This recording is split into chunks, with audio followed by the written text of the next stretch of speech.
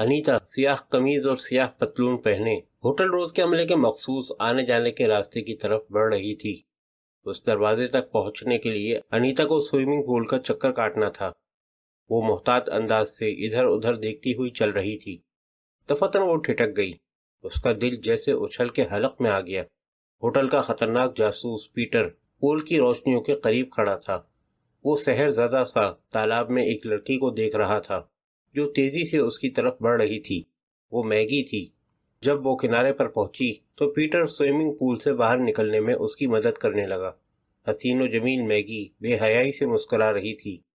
वो दोनों मुस्कुराते हुए एक तारीक और सुनसान गोशे की तरफ बढ़ने लगे जहां बड़ी तादाद में फूलों की झाड़ियां उगी हुई थी। अनीता के दिल से जासूस पीटर का खौफ अब कम हो चुका था। वो तेजी से मुलाजमों के आने जाने के दरवाजे की तरफ बढ़ने लगी। मुट्ठी में डुप्लीकेट चाबी लिए वो तारीक राहदारी में दाखिल हो गई और बावर्ची खाने की तरफ बढ़ने लगी। दरवाज़ा खोलकर वो बावर्ची खाने में दाखिल हो गई। दूसरे कमरे से बर्तनों के खड़कने की आवाज़ें आ रही थीं। दोनों वेटर सुबह के नाश्ते की ट्रे सजा रहे थे। अनीता दबे कदमों बावर्ची खाने में चलती रही। बड़े बावर्ची के दफ्तर में तीसरा बावर्ची नॉवेल पढ़ रहा था। अनीता तेजी से स्टोर रूम की तरफ बढ़ गई। चंद लम्हों बाद वो स्टोर रूम में खड़ी गहरे गहरे सांस ले रही थी।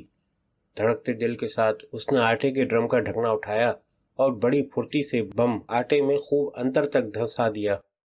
उसका दिल जोर जोर से धड़क रहा था। बड़ी महारत से उसने आटे की सतह बराबर कर दी और ढकना ड्रम पर रख दिया।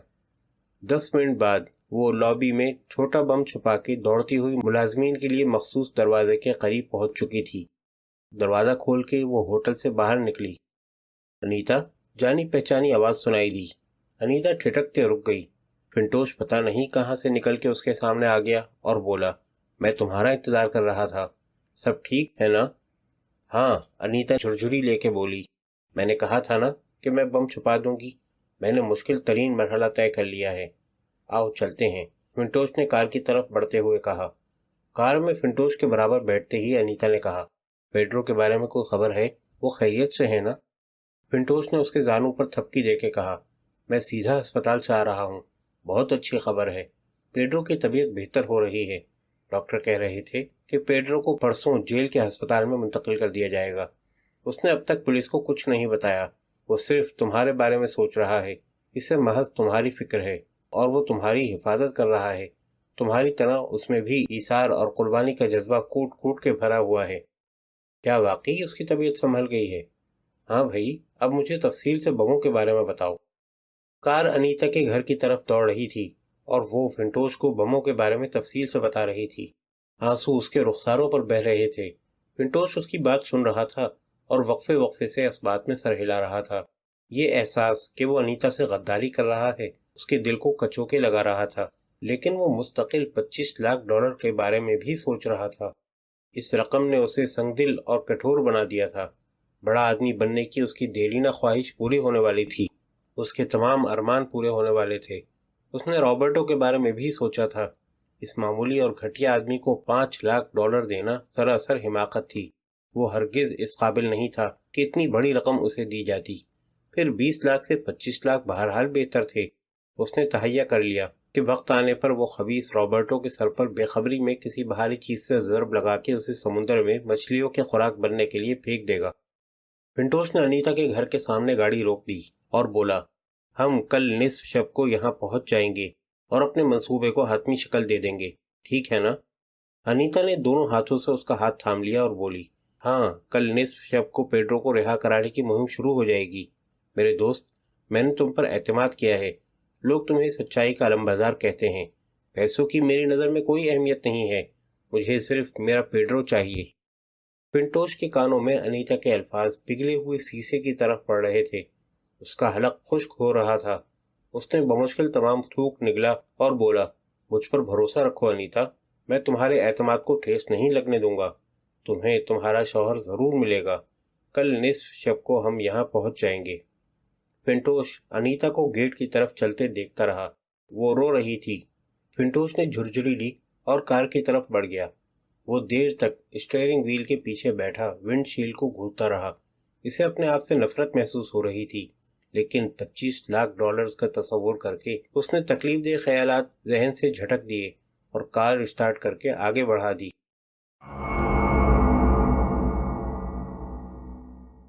دوسرے دن صبح ایئر کنڈیشن ڈرائنگ روم میں لیو بوڑھے کے میک اپ میں پہیوں والی کرسی پر بیٹھا تھا۔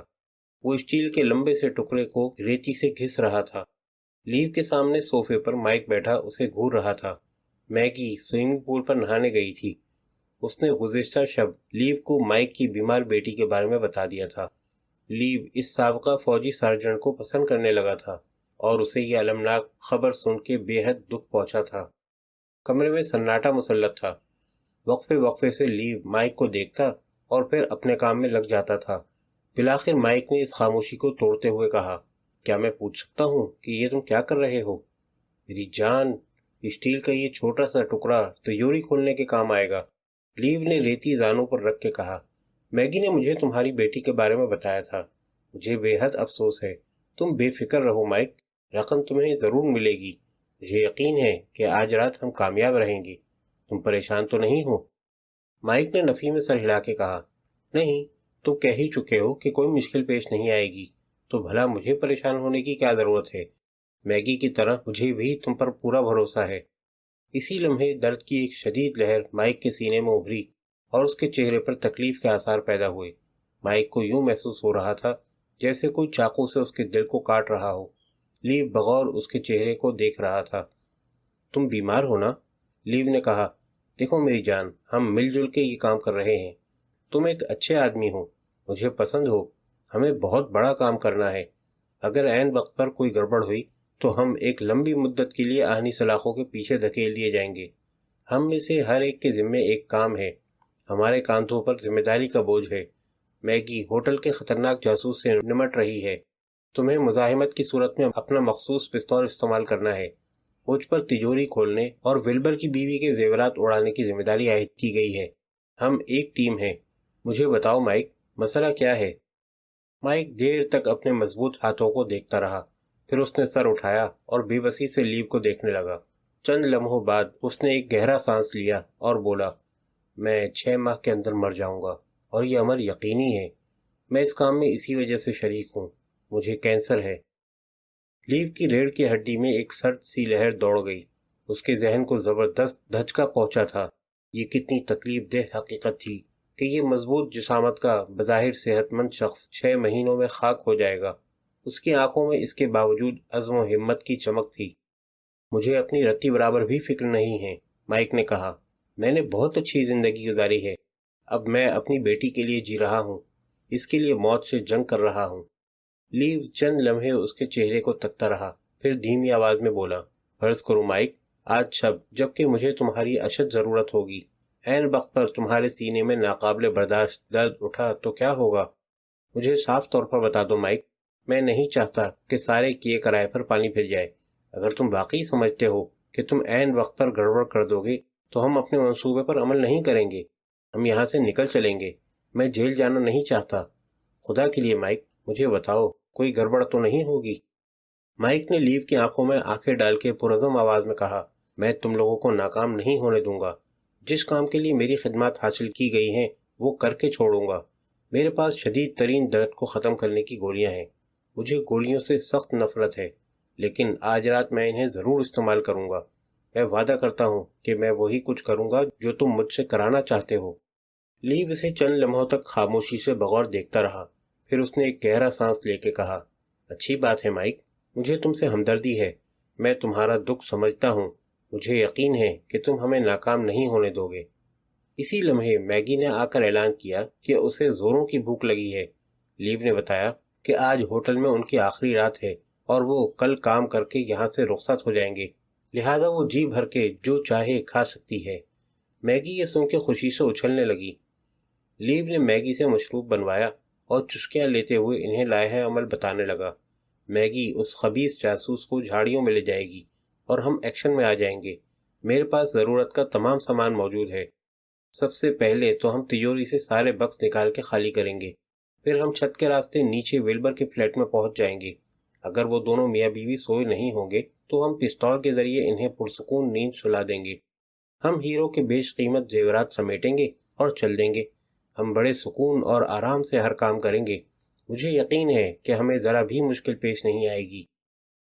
میگی جیسے ہی 2:45 پر اس الو کے پٹھے جاسوس کی عقل پر پردہ ڈالے گی، ہم اپنا آپریشن شروع کر دیں گے۔ اس وقت وہاں بہت کم مہمان ہوں گے اور بیشتر نشے میں دھت ہوں گے۔ ہم واپس یہاں پہنچ کے میگی کا انتظار کریں گے اور اس کے آتے ہی کار میں بیٹھ کے چل دیں گے۔ میں آج رات کھانے کے بعد باس سے ملاقات کروں گا اور وہ ہماری آئندہ ملاقات کے لیے جگہ بتا دیں گے۔ آپریشن کے شروع ہونے تک میں ہر بات طے کر کے رکھوں گا۔ لیو نے بات ختم کی اور میگی کو چلنے کا اشارہ کیا۔ مائک نے کہا کہ وہ یہیں رہے گا۔ اسے بھوک محسوس نہیں ہو رہی تھی۔ میگی نے پہیوں والی کرسی کو تھام لیا اور دھکیلنے لگی۔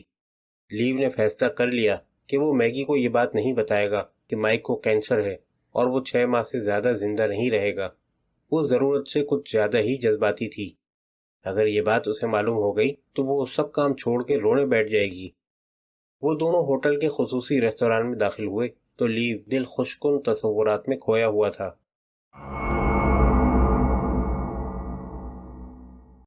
سورج کے طلوع ہوتے ہی فنٹوش اپنی کشتی کی مرمت میں جت گیا۔ رابرٹو کیبن میں بستر پر اوندھا لیٹا ہوا تھا۔ وہ باہر نکلنا نہیں چاہتا تھا۔ یہ خیال ہی اسے خوفزدہ کر دیتا تھا۔ دوپہر کے قریب فنٹوش کیبن میں داخل ہوا۔ تم کیا کرتے پھر رہے تھے؟ رابرٹو نے جھلا کے کہا۔ میں یہاں گرمی میں جل بھن رہا تھا۔ مجھے احساس ہے میرے دوست، فنٹوش نے کہا، مگر تمہاری تکالیف ختم ہونے والی ہیں۔ بہت جلد تم اپنے گھر پہنچ جاؤ گے۔ صبر اور ضبط سے کام لوگے تو سب ٹھیک ہو جائے گا۔ رابرٹو نے چہرے سے پسینہ پوچھا اور دروازے کے قریب پہنچا اور اس میں بنے ہوئے سوراخ سے باہر دیکھنے لگا۔ پھر وہ پلٹ کر بولا، کیا ہو رہا ہے؟ مجھے اس تپتے ہوئے کیبن میں کب تک قید رہنا پڑے گا؟ فنٹوش نے چولہے پر پانی سے بھرا ہوا ایک برتن رکھا اور اس میں نمک ڈال کے بولا، میری کشتی سفر کے لیے بالکل تیار ہے۔ آج رات ہم کام شروع کر دیں گے۔ نصف شب کو ہماری ملاقات انیتا سے اس کے گھر پر ہوگی اور ہم حتمی لائحہ عمل مرتب کریں گے۔ پانی کو ابلتے دیکھ کے فنٹوش نے برتن میں موٹی سوئیاں ڈال دیں اور سلسلہ کلام جاری رکھتے ہوئے بولا، چند ہی دنوں بعد ہم $25 لاکھ لیے اسی کشتی میں ہوانہ روانہ ہو جائیں گے اور ہمیں کوئی بھی روکنے کی جرات نہیں کر سکے گا۔ رابرٹو ایک گہرا سانس لے کے رہ گیا۔ اس کے جسم کا تناؤ ختم ہو گیا۔ اب اسے احساس ہو رہا تھا کہ اس نے فنٹوش کی مدد حاصل کر کے بڑی سمجھداری کا ثبوت دیا تھا۔ فنٹوش کھانا تیار کر رہا تھا۔ رابرٹو اپنے بستر پر چپ چاپ بیٹھا مستقبل کے خوشگوار خیالوں میں کھویا ہوا تھا۔ وہ اپنی آئندہ زندگی کی منصوبہ بندی کر رہا تھا۔ فنٹوش نے کھانا تیار کر لیا۔ وہ دونوں میز پر آمنے سامنے بیٹھ گئے اور کھانا کھانے لگے۔ کھانے سے فارغ ہو کے فنٹوش نے برتن سمیٹے اور پھر میز پر بیٹھ کے بولا، میرے دوست، میں تمہیں یہ بات واضح کر دینا چاہتا ہوں کہ جس کام میں ہم ہاتھ ڈال رہے ہیں وہ بے حد خطرناک ہے اور ہمیں کئی مسائل درپیش ہوں گے۔ مسائل؟ کس قسم کے مسائل؟ رابرٹو نے گھبرا کے پوچھا۔ فنٹوش نے سگریٹ سلگا کے 2-3 طویل کش لیے اور بولا، ہم انیتا کی ڈپلیکیٹ چابی کی مدد سے ولبر کے فلیٹ میں داخل ہو جائیں گے۔ یہ ہمارا سب سے پہلا قدم ہوگا۔ پھر ہم کروڑ پتی جوڑے پر قابو پا لیں گے، بیوی کو باندھ کے ایک طرف ڈال دیں گے اور شوہر کو اس کے باپ کو ٹیکساس فون کرنے پر مجبور کر دیں گے۔ اس کا باپ $25 لاکھ ہمیں پہنچانے کا انتظام کرے گا۔ اس کام میں کچھ وقت لگے گا۔ رقم چھوٹے اور استعمال شدہ نوٹوں کی شکل میں ہوگی اور کوئی نوٹ $100 سے بڑا نہیں ہوگا۔ اس کا مطلب یہ ہوگا کہ ہمیں بے شمار نوٹ سنبھالنے پڑیں گے۔ ولبر کے باپ کو ہم دھمکی دیں گے کہ اس نے اگر پولیس کو اس معاملے میں ملوث کیا تو اس کے بیٹے اور بہو کو موت کے گھاٹ اتار دیا جائے گا۔ اگر رقم ہمیں مل گئی تو پھر کوئی مسئلہ نہیں ہوگا۔ میں اس کروڑ پتی بوڑھے کو بتاؤں گا کہ ہم اس کے بیٹے کو یرغمال بنا کے بذریعہ کشتی کیوبا روانہ ہوں گے۔ کیوبا پہنچ کے ہم اس کے بیٹے کو رہا کر دیں گے۔ ہوانہ پہنچ کے میں $5 لاکھ تمہارے حوالے کر دوں گا اور وہاں سے کسی دوسرے ملک روانہ ہو جاؤں گا۔ رابرٹو نے بے چینی سے پہلو بدلا اور بولا، ہاں لیکن تم نے ابھی کہا تھا کہ ہمیں چند مسائل کا سامنا کرنا پڑے گا۔ اب تم کہہ رہے ہو کہ کوئی پریشانی نہیں ہوگی۔ میں تمہاری بات سمجھ نہیں سکا ہوں۔ میرے دوست، تم بہت جلدی بھول جاتے ہو، فنٹوش نے سنجیدگی سے کہا۔ ہمارا سب سے بڑا مسئلہ پیڈرو کی بیوی انیتا ہے۔ رابرٹو نے بغور اپنے ساتھی کو دیکھتے ہوئے کہا، ہاں انیتا ہمارے لیے واقعی ایک بڑا مسئلہ ہے، لیکن ایک عورت کی حیثیت ہی کیا ہے؟ اگر اس نے ہمارے لیے پریشانیاں پیدا کی تو میں اس کے گلے پر چھری پھیر دوں گا۔ फिंटोश ने नफी में सर हिला के कहा, नहीं मेरे दोस्त, हम ऐसा नहीं कर सकते। ऐसी सूरत में पुलिस इस मामले में मुलविस हो जाएगी। मेरे मंसूबे में कत्ल की गुंजाइश नहीं है। पुलिस को किसी भी सूरत मुलविस नहीं होना चाहिए। विल्बर का बाप रकम हमारे हवाले करेगा और हम रवाना हो जाएंगे। पुलिस बीच में नहीं पड़ेगी। अगर हमने अनीता को कत्ल कर दिया तो उसकी लाश का क्या करेंगे? हम विल्बर को लेकर चल देंगे और इसकी बीवी को धमकी दे देंगे कि अगर उसने पुलिस को बताया तो उसकी शौहर को हलाक कर दिया जाएगा। किसी को मालूम नहीं होगा कि क्या खेल खेला जा रहा है। हम कश्ती में सवार होंगे और क्यूबा रवाना हो जाएंगे, लेकिन अनीता को कत्ल करके हम मुसीबत में पड़ जाएंगे। तुम समझ गए ना? रॉबर्टो का जहन तेजी से काम कर रहा था। वो फिंटोश की बात समझने की कोशिश कर रहा था। एक और ख्याल भी उसके जहन पर मुसल्लत था। वो अपने हिस्से की रकम के बारे में भी सोच रहा था। उसने अपने जहन को बमुश्किल फिंटोश की बात समझने पर मजबूर किया और चंद लम्हों बाद उसके लबों पर एक अय्यार मुस्कुराहट उभरी और वो सर्द लहजे में बोला, क्या वाकई ये मसला है? हम सब कश्ती पर सवार होंगे और जब खुले समुद्र में पहुंचेंगे तो मैं उसके हलक पर छुरी चला दूंगा। लाश शार्क मछलियों की खुराक बन जाएगी। फिंटोश मेज पर झुक गया और एक एक लफ्ज पर जोर देते हुए बोला, अनीता मामूली औरत नहीं है।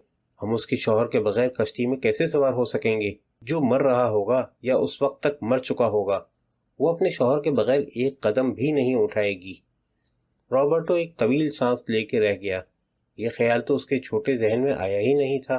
वो सर झुका के बुझी हुई आवाज में बोला, फिर हम क्या करेंगे? तुम मुझे बता चुके हो कि हम अनीता को कत्ल नहीं कर सकते। वो अपने बेवकूफ शौहर के बगैर होटल से नहीं निकलेगी। फिर हम क्या करेंगे? फिंटोश ने इस्बात में सर हिलाया और बोला, यही तो मसला है। इसे हल किए बगैर हम रकम हासिल नहीं कर सकेंगे। फिंटोश ने मुट्ठियां भींच ली और मेज पर मारी। मुझे ये मसला हल करना ही पड़ेगा। रॉबर्टो बेबसी से उसकी तरफ देख रहा था।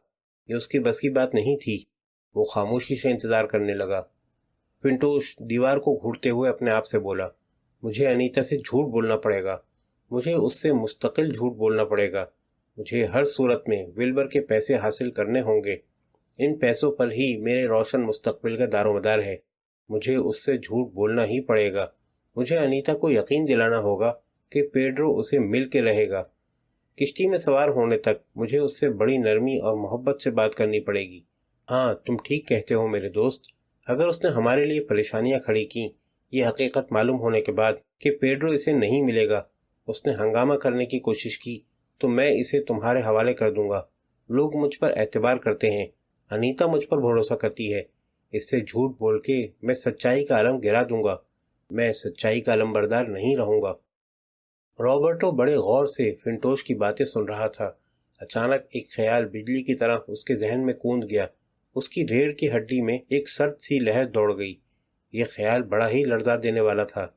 अगर ये सच्चाई का अलमबरदार सच्चाई को छोड़ सकता है और अपने हमवतन को धोखा दे सकता है, तो क्या वो इसे $5 लाख दे देगा? कश्ती में $25 लाख लेके सवार होने के बाद फिंटोश इसे अनीता को कत्ल करने की हिदायत करेगा। क्या मामला यहीं पर ख़त्म हो जाएगा? अगर उसके $5 लाख पर फिंटोश की नीयत खराब हो गई तो क्या होगा? क्या वो इसे भी कत्ल करके मछलियों की खुराक बनने समुंदर में नहीं फेंक देगा? रॉबर्टो सख्त खौफजदा हो गया था। फिंटोश उसकी तरफ नहीं देख रहा था। उसकी नज़रें अब उसके बड़े और मजबूत हाथों पर मरकूज थीं। यही इस मसले का वाहिद हल है।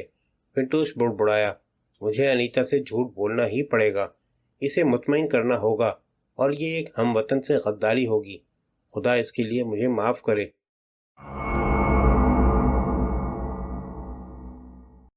पुलिस हेडक्वार्टर के एक छोटे से कमरे में सार्जेंट टॉम मुंह फुलाए बैठा था। वो कल के जराइम के रिपोर्टों की सफात उलट पुलट रहा था और बुड़बुड़ा रहा था। टॉम के मूड की खराबी की वजह इसकी बीवी कैरविल थी, जिससे सुबह सवेरे उसकी झड़प हो गई थी। टॉम देर से उठने का आदी था। उठते ही वो जल्दी जल्दी दफ्तर जाने की तैयारियां शुरू कर देता था। आज सुबह भी वो उठते ही गुसल खाने में जा घुसा था। शेव करके उसने गुसल किया था और कपड़े तब्दील करते हुए वो मुस्तकिल यही बात सोचे जा रहा था कि आज बावर्ची खाने से 2-3 लजीज डिशों की खुशबुएं क्यों नहीं आ रही, जो रोजाना का मामूल थी। वो समझ गया कि आज कैरविल ने उसकी पसंदीदा चीजें नहीं बनाई हैं। टॉम कपड़े पहन के बावर्ची खाने में पहुंचा तो इसका दिल डूबने लगा। कैरविल हाथ पर हाथ धरे बैठी थी। کیا بات ہے میری جان، ناشتہ نہیں بنا رہی ہو؟ ٹام نے حیرت سے پوچھا۔ یہ بتاؤ تم نے صاف ستھری قمیض کیوں نہیں پہنی؟ قمیض نہیں بدلو گے تو ناشتہ بھی نہیں ملے گا، کیرول نے تحکمانہ لہجے میں جواب دیا۔ قمیض؟ قمیض کا میرے ناشتے سے بھلا کیا تعلق ہے؟ میں نے کل رات تمہارے لیے صاف ستھری قمیض استری کر کے رکھی تھی، مگر تم نے وہی میلی قمیض چڑھا لی۔ ٹام اس طرح غرایا کہ کوئی بلی قریب ہوتی تو ڈر کے بھاگ جاتی۔ اس بےہودہ قمیض کا میرے ناشتے سے کوئی تعلق نہیں ہے، کیا سمجھی؟ چلو جلدی سے ناشتہ بناؤ، مجھے سخت بھوک لگی ہے۔ تمہاری یہ قمیض بہت گندی ہے، کیرول بھی چلا کے بولی۔ کیا تمہیں اپنی عزت اور مرتبے کا ذرا بھی پاس نہیں ہے؟ عزت مرتبہ؟ میرے ناشتے کا آخر ان باتوں سے کیا واسطہ ہے؟ ٹام، خدا کا خوف کرو، تم یہ قمیض مسلسل 3 دنوں سے پہن رہے ہو، کیرول نے کہا۔ کتنی شرمناک بات ہے، میں نے بڑی مشکل سے وہ قمیض استری کی تھی، چلو پہنو اسے۔ ٹام کا پارا ایک دم چڑھ گیا، غصے سے چیختے چلاتے ہوئے اس نے نوچ کھسوٹ کے قمیض اتار دی۔ اس نے وحشیانہ انداز میں سارے بٹن توڑ دیے تھے اور بغیر ناشتے کیے دفتر پہنچ گیا تھا۔ اس کے ساتھی میکس نے اسے پریشان کرنے کے بارے میں سوچا تھا، مگر اس کا ناخوشگوار موڈ دیکھ کے خاموش رہنے میں عافیت جانی۔ خدا ان کیوبا کے باشندوں کو غارت کرے، ٹام اچانک پھٹ پڑا۔ یہ کل کے جرائم ہی دیکھ لو، یہ سب ان ذلیلوں کے کرتوت ہیں۔ ٹام نے غصے سے رپورٹوں کے کاغذات میکس کی طرف لہرائے۔ ان کمینوں نے جینا حرام کر دیا ہے، روز رات کو یہ کنگلے گھٹیا شراب پی کے ہنگامے شروع کر دیتے ہیں، خود کو مہاجرین کہتے ہیں۔ ذرا ان مہاجرین کے کارنامے تو دیکھو، ان لوگوں نے پورے شہر کو گندا کر دیا ہے۔ شکر کرو، انہی کی وجہ سے ہماری روزی چل رہی ہے۔ شہر جرائم سے پاک ہو جائے تو ہماری ضرورت کہاں رہے گی، میکس نے مسکرا کے کہا۔ اسی لمحے ٹام کی میز پر رکھے ہوئے فون کی گھنٹی چیخ اٹھی۔ ٹام نے ایک جھٹکے سے ریسیور اٹھا لیا اور غصیلی آواز میں بولا، ہیلو، ٹام بول رہا ہوں، میں لیری ہوں۔ پیراڈائز کلب کے سامنے ہونے والے دوہرے قتل کی واردات کا مجرم ہوش میں آ رہا ہے۔ ڈاکٹروں نے کہا ہے کہ ہم 3 منٹ تک اس سے بات کر سکتے ہیں۔ میں اس سے بات کر لوں یا تم کرو گے؟ میں کروں گا، ٹام نے چلا کے کہا۔ تمہیں اس سے بات کرنے کی ضرورت نہیں ہے، سمجھے؟ میں 10 منٹ میں ہسپتال پہنچ رہا ہوں۔ اس نے ریسیور کریڈل پر زور سے پٹخ دیا اور اپنے ساتھی سے مخاطب ہو کے بولا، چلو میکس، وقت بہت کم ہے، وہ ذلیل ڈاکو اور قاتل ہوش میں آ رہا ہے، آؤ چلیں۔ راستے میں میکس نے ٹام کی صاف ستھری استری شدہ قمیض کی تعریف کی تو اس کا غصہ جھاگ کی طرح بیٹھ گیا اور وہ نرمی سے بولا، بات یہ ہے کہ مجھے اپنی عزت اور مرتبے کا خیال رکھنا پڑتا ہے۔ سارجنٹ کو ہمیشہ صاف ستھرے کپڑوں میں رہنا چاہیے۔ ذرا اپنی قمیض تو دیکھو، کیسی میلی ہو رہی ہے۔ میکس نے ایک سرد آہ بھری اور بولا، میں تو مجبور ہوں پیارے، میری بھی کیرول کی طرح کی بیوی ہوتی تو ان باتوں کا خیال رکھتی۔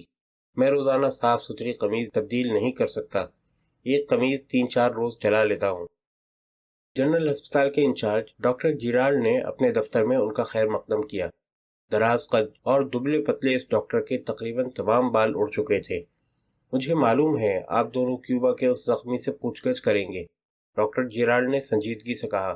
سب سے پہلے تو میں یہ بتانا ضروری سمجھتا ہوں کہ وہ شخص مر رہا ہے، ہم اسے کسی صورت میں موت سے نہیں بچا سکتے۔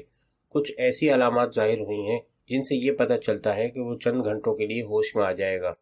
ممکن ہے وہ ہوش میں بالکل نہ آئے یا چند منٹ کے لیے آ جائے، کچھ کہا نہیں جا سکتا۔ البتہ یہ بات طے ہے کہ ہم اسے موت کے منہ میں جانے سے نہیں بچا سکتے۔ کیا واقعی وہ مر جائے گا؟ ٹام نے بجھی ہوئی آواز میں کہا۔ اس کے دل کو شدید دھچکا پہنچا تھا، آخر وہ اسی کی گولیوں سے زخمی ہوا تھا۔ ڈاکٹر نے اس بات میں سر ہلا کے کہا، میرا خیال تو یہی ہے، لیکن وہ نوجوان ہے، اس کی قوت ارادی مضبوط ہوئی تو جانبر بھی ہو سکتا ہے۔ آثار تو ایسے ہیں کہ وہ بچ نہیں سکے گا۔ اسے انتہائی نگہداشت کے وارڈ میں رکھا گیا ہے اور اس کے علاج پر بھرپور توجہ دی جا رہی ہے۔ اس نے 2 افراد کو ہلاک کیا ہے، اس کی پرواہ کس کو ہے؟ ٹام نے برا سا منہ بنا کے کہا۔ ہمیں اس کی پرواہ ہے، ڈاکٹر نے سنجیدگی سے کہا۔ ہم اس بارے میں فکر مند بھی ہیں، ہم لوگوں کی زندگیاں بچاتے ہیں۔ ہمیں اس سے کوئی غرض نہیں ہوتی کہ مریض کون ہے اور اس کا کردار کیا ہے۔ ازراہ کرم مریض سے اپنی گفتگو حتی الامکان مختصر رکھیے گا۔ بہتر ہے جناب، ٹام نے دھیمی آواز میں کہا۔ ڈاکٹر نے میز پر رکھا ہوا گھنٹی کا بٹن دبایا اور چند ہی لمحوں بعد ایک حسین و جمیل نوجوان نرس کمرے میں داخل ہوئی۔ ان دونوں پولیس افسران کو کمرہ نمبر 6 میں لے جاؤ، ڈاکٹر نے ایک موٹی سی فائل اٹھا کے کہا۔ نرس کے پیچھے پیچھے ٹام اور میکس کمرہ نمبر 6 میں داخل ہوئے۔ पेड्रो के बिस्तर के बराबर एक नौजवान और दुबला पतला पुलिस अफसर बेजार सा बैठा था। टॉम को देखते ही उसका चेहरा खिल उठा और अपनी कुर्सी से खड़े होकर बोला, ये खबीस शख्स हरकत में आ रहा है। इजाजत हो तो मैं नाश्ता कर लूं? हाँ, तुम जा सकते हो, मैं इसे संभाल लूंगा। टॉम बिस्तर के बराबर खाली कुर्सी पर बैठ गया। मैक्स दूसरी कुर्सी घसीट के उसके बराबर बैठ गया और जेब से नोटबुक और पेंसिल निकाली। वो दोनों इंतजार करने लगे। 5 मिनट गुजर गए। टॉम के सब्र का पैमाना लबरेज हो रहा था। उसने पेड्रो की दुबली और गर्म कलाई थाम ली और बुरी तरह झंझोड़ने लगा। पेड्रो चंद लम्हे कराहता रहा, फिर उसने आंखें खोल दी। सुनो मेरे दोस्त, तुम कौन हो? टॉम ने धीमी आवाज में कहा। तुम्हारा नाम क्या है? पेड्रो ने एक लहजे के लिए आंखें बंद कर ली और फिर खोल दी। जहन्नुम में जाओ, वो बोला और फिर आंखें बंद कर ली। सुनो दोस्त, मैं तुमसे कुछ कहना चाहता हूँ, टॉम ने नरमी से कहा। तुम शदीद जख्मी हो, तुम्हारी हालत बहुत नाजुक है। डॉक्टरों का कहना है कि तुम बच नहीं सकोगे। अगर तुमने मुझे अपना नाम नहीं बताया तो तुम्हारी लाश को लावारिस करार देके चीर फाड़ के लिए मेडिकल कॉलेज के हवाले कर दिया जाएगा। क्या तुम नहीं चाहते कि तुम्हारे लवाहिकीन को तुम्हारी मौत का इल्म हो? पेड्रो ने आंखें खोल दी और टॉम को घूरने लगा। तुम्हारी लाश लावारिस करार दे दी जाएगी, टॉम ने एक एक लफ्ज पर जोर देते हुए कहा। चंद रोज कबल साहिल पर एक शख्स की लाश पाई गई थी। उसके लवाहिकीन को तलाश करने की बहुत कोशिश की गई, मगर उसका कोई भी रिश्तेदार या दोस्त सामने नहीं आया। उसके कपड़ों से ऐसी कोई चीज बरामद नहीं हुई थी जिससे उसकी तलाश में मदद मिलती। किसी को मालूम नहीं था कि वो कौन है। पता है फिर क्या हुआ? तदफीन पर इन दिनों अच्छी खासी रकम खर्च होती है, लिहाजा उसकी लावारिस लाश को प्लास्टिक के थैले में बंद करके समुद्र में मछलियों की खुराक बनने के लिए डाल दिया गया। क्या तुम चाहते हो कि तुम्हारा हशर भी वैसा ही हो? मैक्स ने टॉम की संगदिली पर एहतजाज करना चाहा, मगर टॉम ने इसे झिड़क दिया। कोई भी फर्द ये नहीं चाहेगा कि मरने के बाद मछलियों की खुराक बन जाए।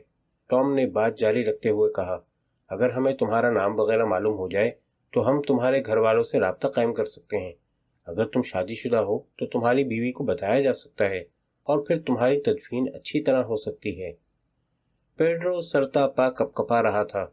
उसके चेहरे पर दहशत की परछाइयां साफ देखी जा सकती थीं। टॉम को मालूम था कि क्यूबा के बाशिंदे मजहबी और ज़ईफुल एतकाद होते हैं। वो सुकून से इंतजार करने लगा। चंद लम्हों बाद वो गोया हुआ, बताओ मेरे दोस्त, तुम्हारा नाम क्या है? पेड्रो की सांस अटकने लगी थी। वो एक झुरझुरी लेके रह गया। बेहद कमजोर आवाज में बोला, मेरा नाम पेड्रो है और मैं फिश रोड की 7वीं इमारत के फ्लैट नंबर 10 में रिहाइश पजीर हूँ। मेरी बीवी का नाम अनीता है। वो क्या करती है पेड्रो? वो कहाँ काम करती है? अनीता। पेड्रो के हलक में आवाज फंस कर रह गई। उसका जिस्म बुरी तरह कपकपाया और साकित हो गया।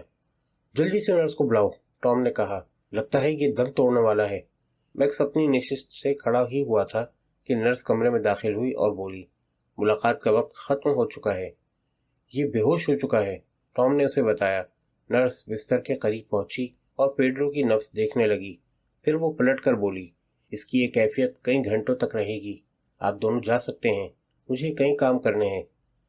10 मिनट बाद वो दोनों उस इमारत के मोटे चौकीदार से बात कर रहे थे जहां पेड्रो क़याम पजीर था। चौकीदार ने तस्दीक की कि पेड्रो इसी इमारत में रहता है। टॉम ने उसकी बीवी अनीता के बारे में पूछा कि वो कहाँ काम करती है। चौकीदार अनीता को पसंद करता था।